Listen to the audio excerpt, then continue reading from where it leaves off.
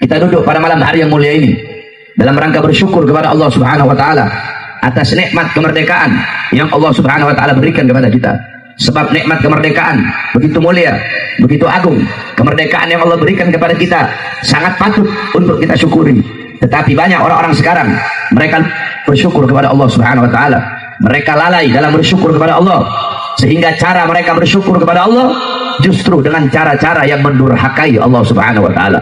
Berapa banyak sebagaimana tadi telah disampaikan oleh Habib, bahwasanya banyak orang-orang merayakan 17 Agustus dengan dangdutan, banyak orang-orang merayakan 17 Agustus dengan orkesan, ikhtilat, bercampur laki-laki dan perempuan. Di situ ada mabok-mabokan, di situ ada narkoba, di situ ada perzinahan, sehingga yang turun bukan rahmat, yang turun bukan anugerah, yang turun adalah azab dan siksa dari Allah Subhanahu wa taala. Sungguh salah cara mensyukuri nikmat kemerdekaan justru dengan duduk di majelis ini, bersolawat kepada Rasulullah, berdoa untuk bangsa, berdoa untuk negeri, dengan mengirimkan Fatihah, mengirimkan doa, mengirimkan Yasin, tahlil, tahmid, tasbih, takbir, tamjid, solawat kepada para pahlawan, para pejuang, para ulama dan para santri yang telah memerdekakan negara kesatuan Republik Indonesia. Saudara-saudara sekalian yang dimuliakan oleh Allah, kemerdekaan di Indonesia didapatkan bukan dengan mudah. Kemerdekaan Indonesia didapatkan bukan dengan tertawa, bukan dengan senyuman, bukan dengan cengengesan-cengengesan. Kemerdekaan Indonesia didapatkan bukan dengan nongkrong, bukan dengan santai-santai, tetapi kemerdekaan Indonesia didapatkan dengan harokah, dengan pergerakan, dengan mujahadah, dengan kesungguh-sungguhan, dengan perjuangan, dengan pergerakan, dengan mengangkat pedang, dengan tetesan darah, dengan tetesan air mata. Saudara-saudara, waktu itu belum ada tentara, waktu itu belum ada polisi, waktu itu belum ada merah putih, waktu itu belum ada Garuda, waktu itu belum ada Pancasila, waktu itu belum ada NKRI, waktu itu belum ada Indonesia, belum ada presiden, belum ada menteri, belum ada anggota dewan. Indonesia belum merdeka, Indonesia masih dijajah. Ketika itu yang ada pondok-pondok pesantren, majelis-majelis taklim, musola-musola, masjid-masjid, surau-surau, para ulama dan para santri. Mereka berjuang bersama para pahlawan, mereka berjuang bersama para pejuang, mereka berjuang bersama rakyat.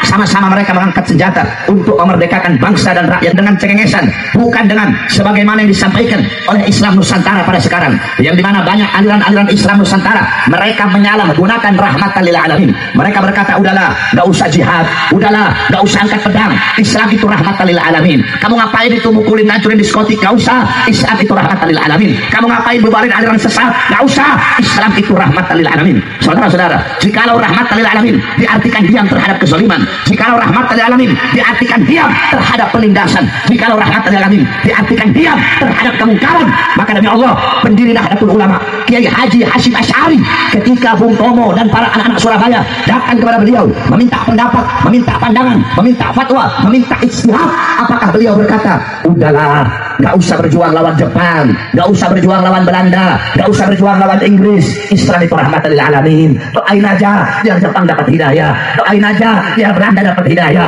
doain aja biar Inggris dapat hidayah, doain aja biar mereka penjajah-penjajah itu dapat hidayah. Apakah jawaban beliau seperti itu?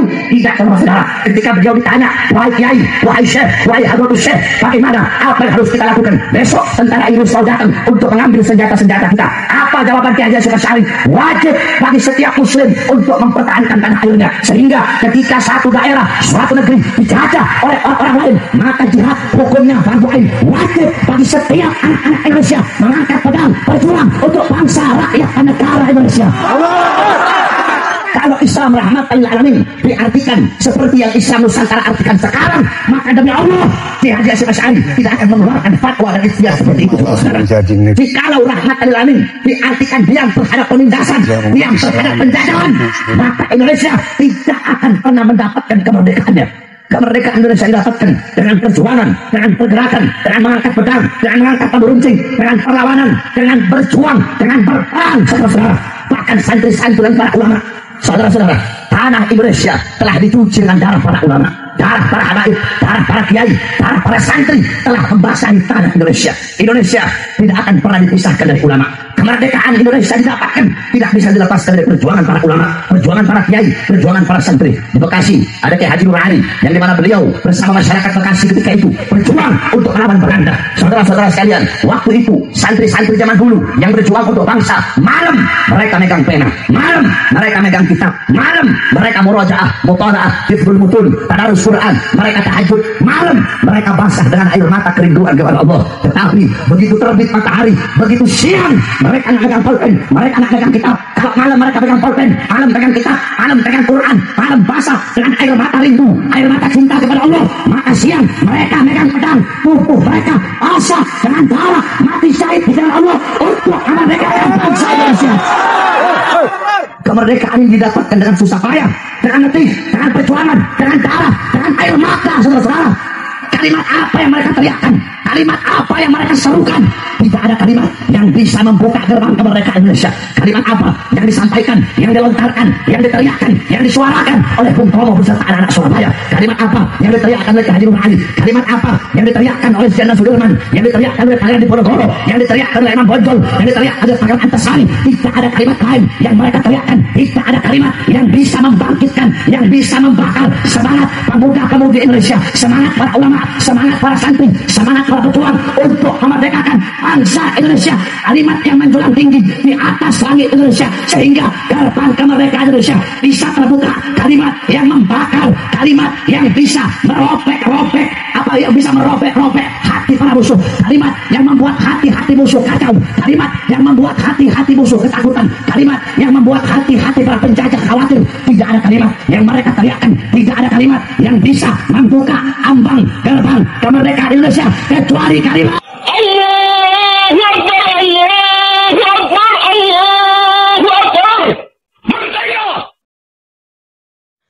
Alhamdulillahirrabbilalamin. Akhirnya kita sudah bersama-sama menyimak dan mendengarkan video yang sudah saya tayangkan barusan. Dan insya Allah ketika kita menyimaknya dengan teliti, menyimaknya dengan tenang, menyimaknya dengan khusyuk video dari awal sampai akhir, maka insya Allah kita akan mendapatkan poin-poin yang sudah dijelaskan dalam video tersebut. Mungkin cukup sekian video saya pada kali ini. Mohon maaf apabila banyak sekali kekurangan dan kekhilafan. Dan apabila channel ini bermanfaat untuk Anda, silahkan dukung. Dengan cara apa? Dengan cara subscribe, di like, di komen, dan di share. Dan apabila channel ini sama sekali tidak bermanfaat untuk Anda, silahkan langsung saja di skip. Mungkin cukup sekian. Dan akhirnya dari saya, wassalamualaikum warahmatullahi wabarakatuh.